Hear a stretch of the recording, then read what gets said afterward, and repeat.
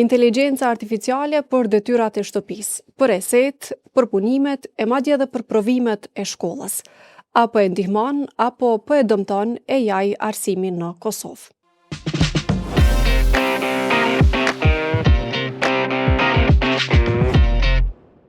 Për shkollat e Kosovës, përballë epokës të inteligjencës artificiale, do të flasim në këtë epizod të podcastit 5 pyetje me Rinor Qehajën nga Instituti Edgard. Përshëndetje dhe mirëseardhje zotre Qehaja. Atëherë, në vlerësimin e juaj, a po e ndryshon inteligjenca artificiale në Kosovë mënyrën se si mësojnë nxënësit krahas mënyrës dhe ndryshimit që po arrin vet arsimi? Inteligjenca artificiale në modele të ndryshme, padyshim që ka impaktin jo vetëm në sektor të arsimit në mësimdhënie dhe mësimdhënie, po si edhe kudo tjetër. Tash sa është i madh shumë ky impakt dhe është i tillë në dobi apo në të kundërtën të sistemit arsimor, ky është një debat në vete që meriton shumë më shumë vëmendje. Po patjetërsisht do ta merr çat vëmendjen në vitet në vjem ku inteligjenca artificiale në domosdoshmëri duhet të inkorporohet brenda mësimdhënies dhe mësimdhënies si diçka e nevojshme, si diçka që kthehet në përfitim për procesin e mësimdhënies. Si të ndodh kjo, zotëri Qehaja, sepse ka mësues që ankohen që tashmë nxënësit gjitha detyrat e shtëpisë, eset, punimet akademike po i kryejnë me ChatGPT. Si të inkorporohet AI në shkolla pa e dëmtu mendimin kritik dhe kreativitetin e nxënësve? Unë përkundrazi mendoj që AI është ajo që ka nxit për mendimin kritik, nxit për kreativitet. Janë detyrat mekanike të shtëpisë që ato edhe po marrin përgjigje mekanike nga modele të inteligjencës artificiale. Pra ajo që ka mësimdhënësit tanë duhet të shkojnë përtej, është përtej atyre pritshmërive që për përgjigje mekanike, të cilat tashmë më po marrin modele mekanike të përgjigjes.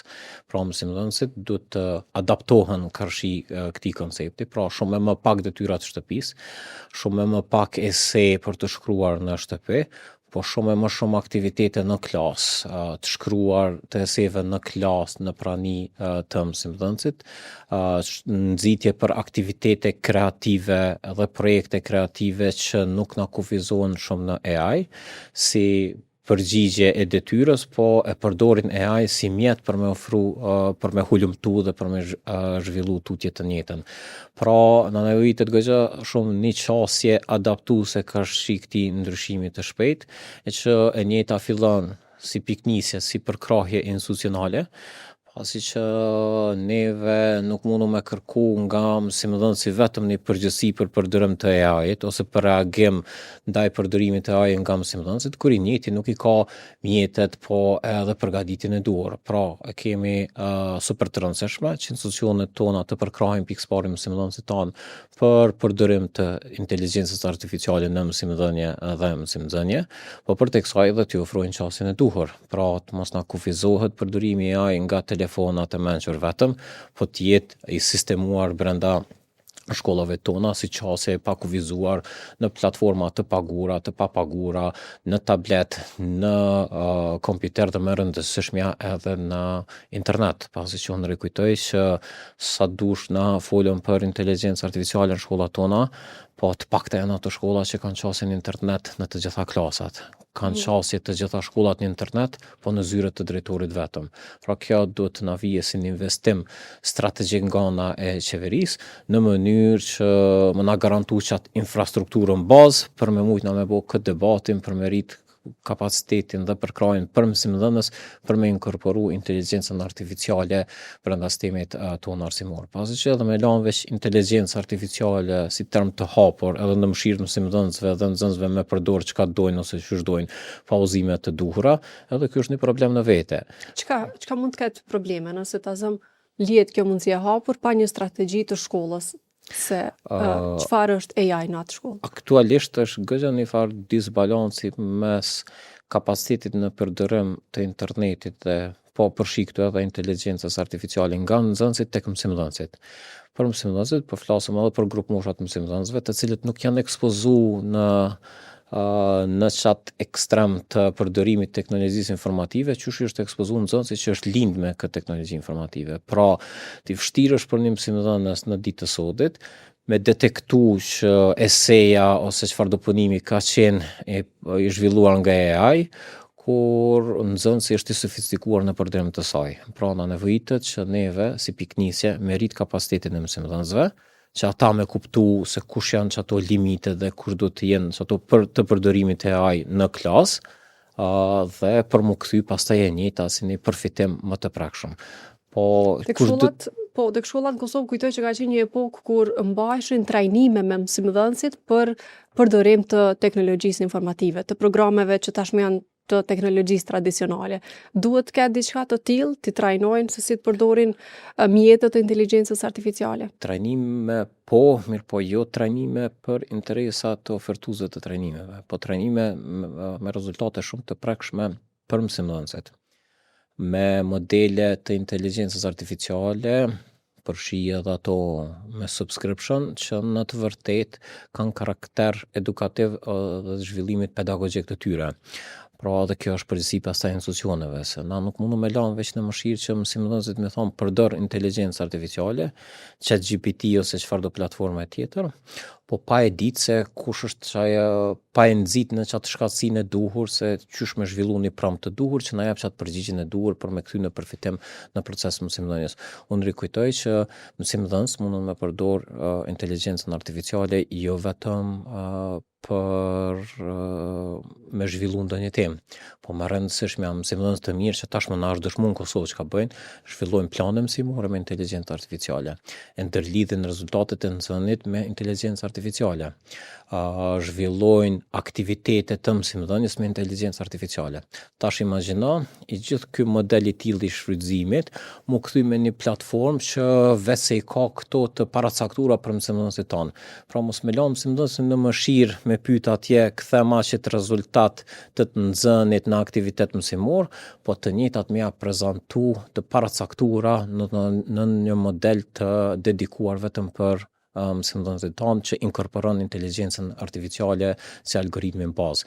Por kjo është që ajo risia e domosdoshme që duhet të vijë brenda sistemit tonë arsimor e që pastaj e lehtëson jashtëzakonisht shumë procesin mësimor. Këtë modeluar nga vetë në këtë rast Ministria e Arsimit ose institucionet shtetërore. Është gjëna në ditë sodit mësimdhënësit më thonë zhvilloma planin 2 mujor, mu futaj në dokumentin e kurrikulës manualisht me gjetë rezultatin për fush, me gjetë rezultatin për lande, për njësi, kur mundet njëtë me ja bo inteligjencë artificiale me një prompt të vetëm, edhe mu kthy pastaj në një eficiencë maksimale të administrimit të këtij procesit, po që edhe një kohë më të rritur për mësimdhënësin që vëmendjen me qite zhvillimi i metodologjisë mësimdhënies, e jo të një proces mekanik i administrimit me gjetë rezultatin dhe mi prezantu rezultatet. Pra është një mundësi ideale që po sikur të ketë një vullnet të duhur politik të institucioneve tona, padyshim që mundet mu konvertu në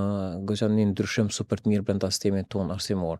Pasi që unë mbi gjitha rikujtoj që është digitalizimi në këtë rast përfshi edhe përdorimi i inteligjencës artificiale, ai proces që edhe i rrit transparencën, po edhe rrit llogaritënin të mësimdhënësit.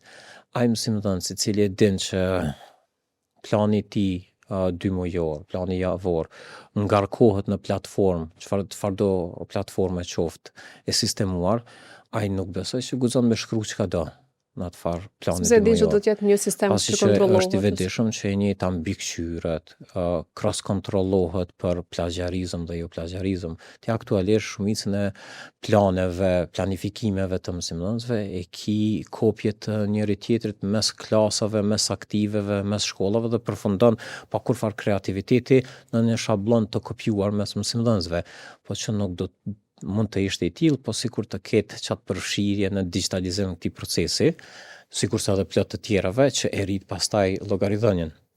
Ai mësimdhënës bien fjala që e din që ora e tij mësimore ngarkohet në platformën e shkollës atje, ai nuk besoj që mundet me shku në klasë atje qaq let i pa përgatitur, se e din që çaj orë mësimore është e qashme për të gjithë.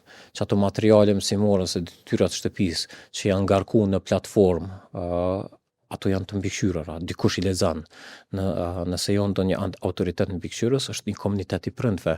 Pra, sa më shumë të rrisëm përfshirjen e digitalizimit në mësimdhënie, aq më shumë rritet edhe llogaridhënia, se njerëzit e dinë që janë të mbikëqyrur. Po aktualisht, kur gjithçka e ki mekanike, ti e ki të pamundshme me mbikëqyr, se askush nuk e di se çka po bëhet në klasë në shkollat tona. Kur flasim për një sistem ndoshta kaq të digitalizuar, modern dhe teknologjik, sa është i vështirë adaptimi i inteligjencës artificiale në shkollat e Kosovës nëse kemi ende dallim infrastrukturor.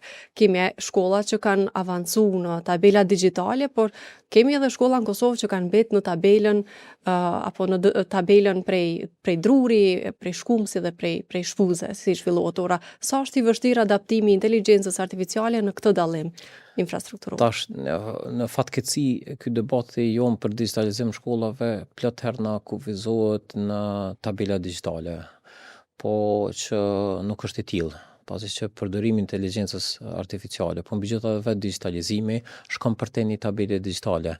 Se ki plot modele të mira të shkollave kudo që inteligjencën artificiale e kanë të integruar në materiale mësimore, jo në tabela, në tableta, po thjesht si material mësimor. Pra teksti shkollor atje, ka detyra të shtëpisë që janë të karakterit digital me interakcion edhe të inteligjencës artificiale. Kjo është ajo që na dojna me pa. Unë nuk kam nevojë me pa një mësimdhënës që me një smart pen atje i vizaton të njëjtat detyra mekanikisht, sikur se me shkoms. Pra, kjo nuk është digitalizim. Po digitalizimi shkon përtej kësaj.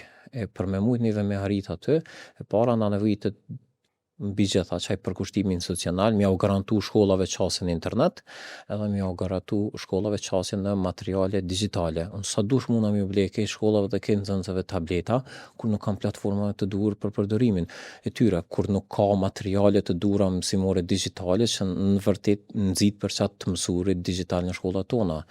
Pra, edhe inteligjenca artificiale nuk ka sens përderisa nuk e ka qatë qasje tek të gjithë nxënësit. Pra, kjo është e barazleshme nga të dy anët. Pra, të njëjtën kohë nuk mundesh vetëm me u garantu internet e tablet pa inkorporim të inteligjencës artificiale, po edhe kundërta, as inteligjencë artificiale, as një platformë nuk mundesh me u garantu askujt pa pas qasje në internet dhe në tableta.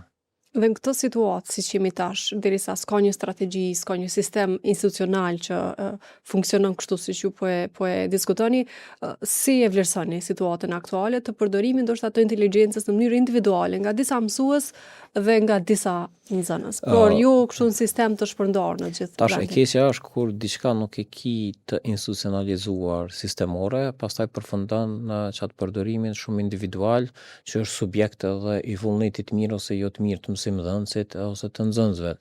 Tash unë kam pa plot nxënës që janë super të apasionuar dhe përdorin inteligjencën artificiale në idealet të saj, që e konvertojnë në përfitim për ta, për me kuptu më shumë dhe më hulumtu tutje për një temë, për me sfidu mësimdhënësin, për me nxit për një debat. Mirë, një të kohë kam pa dhe nxënës që nuk e përdorin hiç fare, ose që keq përdorin të njëjtën. Po nga ana tjetër, kam pa plot mësimdhënës që kanë fillu me përdoru inteligjencën artificiale në çat minimumet e kapaciteteve të tyre me çato promptet shumë të kufizuara që gjenerojnë edhe përgjigje të kufizuara.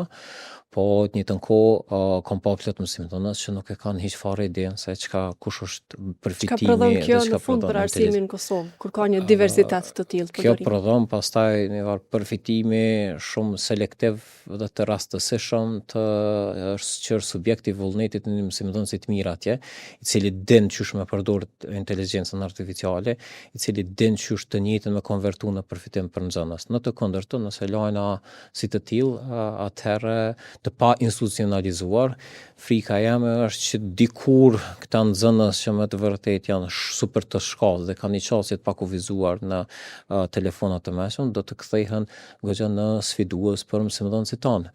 Unë rikujtoj që në ditë sodit është goxha vështirë ti me ofru një orë mësimore atje, në mënyrë tradicionale me shkomës dhe tabel të zezë, me një ligjëratë shumë të njëtrajtshme, pa interakcion me fëmijë, kur të njëjtën kohë këta fëmijë dhe këta nxënës kanë qenë të pakuvizuar për të njëjtën kohë për të njëjtën temë në internet. Pra qysh sfida jonë aktuale është qysh me nxit vëmendjen e nxënësve tanë për tema të cilat ata kanë qasje jashtëzakonisht atraktive në internet. Pra shtirësh me majt një fëmijë sot që ka qasje në internet për të njëjtën temë, e mi thonë hajde për 45 minuta në mënyrë shumë monotone e njëjta temë të spjeguar nga mësimdhënësi në mënyrë tradicionale. E kjo është që ajo edhe ky ilustrim në vete na dëshmon për çfarë domosdoshmërinë e përfshirjes të inteligjencës artificiale në mësimdhënie që më bë interesante orën mësimore, më bë interesante që më kthy pastaj në atraktivitet për nxënësin, dhe kur nxënësi ka atraktivitet në orën mësimore, ai ka edhe kurreshtje. Kur ka kurreshtje, edhe arritja e rezultatit vije shumë natyrshëm. Në përgjithësi, sa mendoni që janë të gatshëm mësimdhënësit në Kosovë për një klasë, për një orë mësimore kur inteligjenca artificiale është pjesë e përditshmërisë? Unë gjykoj që shumica e mësimdhënësve janë të gatshëm dhe duhet të jenë të gatshëm, pasi që nuk po flasim për diçka jashtëzakonisht shkencore që lyp në far kapacitetit jashtëzakonshëm, pasi që përdorimi i inteligjencës artificiale me pakuzime të duhura mund të kthehet në një shkasi jashtëzakonisht të mirë pedagogjike. Po, nëse flasim për atë që inteligjenca artificiale nuk është vetëm ChatGPT, ka dhe mjetët të tjera që mund të shfrytëzohen ndoshta për të mirat të mësimdhënies. E tash kush janë ato mjetet e tjera dhe qysh mund të njëjtat me kthy në përfitim për mësimdhënie, këto unë dyshoj që mësimdhënësit tanë e kanë qatë njohuri dhe mbi gjitha dhe nuk është që ju takon atyre, po ju takon edhe institucioneve, mi servu që ato platforma që shkojnë përtej language model sikurse që është ChatGPT-ja, e që ato të njëjtat mundën me inkorporu brenda procesit mësimdhënies. Unë i përmenda disa, sikurse të planifikimi, zhvillimi i aktiviteteve, të cilat me një vullnet të duhur, padyshim mundet mu kthy si shërbim i jashtëzakonshëm për mësimdhënësit tanë. Në këtë rast duhet kishte e përmend edhe më herët ndoshta trajnime me ta, sepse është diçka e re, ndoshta për gjitha profesionet si epokë. Si të bëhet me mësuesit? Unë përkundrazi mendoj që jemi goxha vonë. Unë ndjej keqardhje. Flas për kontekstin Kosovë, sepse e qartë. Unë ndjej keqardhja që padyshim ende përdorimi i inteligjencës artificiale ose internetit si burim për zhvillim materialeve mësimore nuk është në prioritet të katalogut të trajnimeve të ministrisë. Ky duhet të ishte i pari. Po ka prioritete tjera që janë shumë më sipërfaqësore dhe më periferike kashi domosdoshmërisht së përfshirjes të inteligjencës artificiale në zhvillim të materialeve dhe burimeve mësimore si qasje pedagogjike, ka shi gjithçka tjetër. Pra, mas pari ministria duhet me kuptu rëndësinë e saj, me konvertu në prioritet të duhur për zhvillim profesional dhe të vazhdueshëm të mësimdhënësve. Kur ajo është e qartë, pastaj edhe kërkesa për mësimdhënës do të vije shumë natyrshme dhe më racionale, se s'mundum na tash me akuzu mësimdhënës pse s'përdorin inteligjencën artificiale, ose pse pilani nxënës me përdorin inteligjencën artificiale s'po reagoni, kur nuk ka kur farqasje të strukturuar si investim strategjik nga ana e institucioneve karshi kësaj tematike. Ju përmendën në fillim që tash duhet të ketë më pak detyra shtëpie, më pak esej në shtëpi, të bën ato në klasë kur mësuesi është aty dhe e sheh nëse po e shkruan vet ose po përdor inteligjencën artificiale. Por si të bëhet me provimet ose testet kur nëse të kaluarën nxënësit ka kopjuar në telefon përmes dikujt që ka treguar përgjigjet ose përmes kërkimeve në Google apo platforma të tjera dhe sot aty është ChatGPT që në moment të kthem përgjigjen. Por një pyetje, si të bëhet?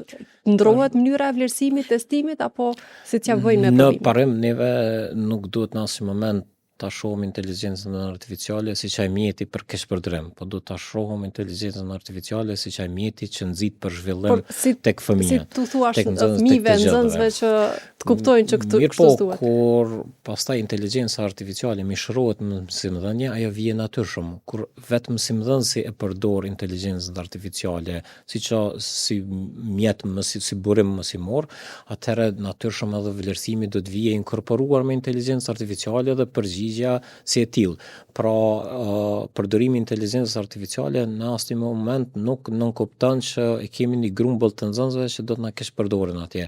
Pasi që të tillë na kesh përdoren edhe tani, kur I kemi edhe pyetjet shumë mekanike atje në test maturës e të arritshmërisë, me ose pa inteligjencë artificiale, ajo varet nga administrimi, pra nuk është në fajt të mjetit në këtë rast inteligjencë artificiale, po është në fajt të administrimit. Edhe në këtë rast, kurdo që ka tendencë me keq përdor, përgjithësia bie në administrim të njëjtës, se që po vlerësoj që me zhvillim të duhur profesional të mësimdhënësve, edhe kjo tematikë I shpreh atëherë, qysh me reagu në rastet kur nxënësi keq përdor inteligjencën artificiale, kur vlerësimi I real cenohet nga inteligjenca artificiale, e gjitha kjo vjen në çat pakon që tham të zhvillimit të mësimdhënësve tonë me kuptuese kur do të jetë inkorporimi I të njëjtës në proces të mësimdhënies. Dhe për fund, zotëri Qaja, pas gjithë këtij diskutimi, përmbas edhe pikpyetjeve të shumta në opinionin publik, sidomos në këtë të fushës së arsimit sa I përket inteligjencës artificiale, a shihni rreziqe në edukim, në sistemin arsimor në vend nga përdorimi I inteligjencës artificiale? Unë shoh shumë mundësi që mund të kthehen në përfitim të jashtëzakonshëm për sistemin tonë arsimor, pasi që në çato që I bashkëbiseduam, I shoh si mundësi ideale për zhvillim profesional të mësimdhënësve. Mësimdhënësit tanë kanë mundësi të pakuvizuar tashmë në zhvillim materialeve mësimore, në zhvillim të metodologjive të mësimdhënies, aktiviteteve në klasë, eksperimenteve të gjitha në përdorim të inteligjencës artificiale. Pra edhe ai mësimdhënësi që nuk ka pas hiç fare mundësi, me shumë pak trajnim atje, me shumë pak përkushtim institucional, mundet me konvertu orën e tij mësimore në diçka super interesante. Pra është një mundësi e jashtëzakonshme brenda sistemit arsimor, po për të cilën padyshim kërkon shumë angazhim dhe shumë përkushtim. Po flasim për mbi 23.000 mësimdhënës të shpërndar në sistemin tonë parauniversitar, të cilët duhet të jepet që përkrahje e duhur. Po të njëjtën kohë janë këta 23.000 mësimdhënës e më shumë, të cilët duhet të punojnë edhe me nxënësit tanë për mi eduku ç'është duhet për përdorim të mirëfillt edhe dobi përorës të inteligjencës artificiale edhe për nxënësit, pasi që nuk guxon ta kufizojnë ana diskutimin për inteligjencë artificiale si një debat të përdorimit të tij vetonor të mësimit. Kjo shkon përtej saj. Në një fushat jashtëzakonshme dhe super përkushtuar të vjedisimi duhet me bë edhe me fëmijë, jo vetëm për përdorimin të inteligjencës artificiale, po edhe për kohën që këta e kalojnë në mjete teknologjike, pasi që frika jame tani nuk është sa shpesh përdoret inteligjenca artificiale nga 3 ton, po sa pak përdoret e njëjta dhe sa shumë kohë këta kalojnë në platforma tjera që nuk kanë karakter edukativ. Po që kjo është frika dhe shqetësimi më serioz që kemi aktual. Dhe përgjithësia jo mbie qysh me nxit përkundrazi përdorimin e inteligjencës artificiale si një mjet super atraktiv edhe për nxënësit që mi bua ato më të përfshirë në mësim nxënje, pasi që aktualisht janë super shpërqendruar nga shumë platforma të tjera të mediave sociale që nuk kanë fort karakter edukativ. Faleminderit shumë për kohën dhe për bisedën, zotëri Qaja. Edhe juve. Shikues dhe dëgjues të Radios Evropa e Lirë, ishte edhe ky podcasti I kësaj jave 5 pyetje shihemi dhe dëgjohemi të shtunën e radhës.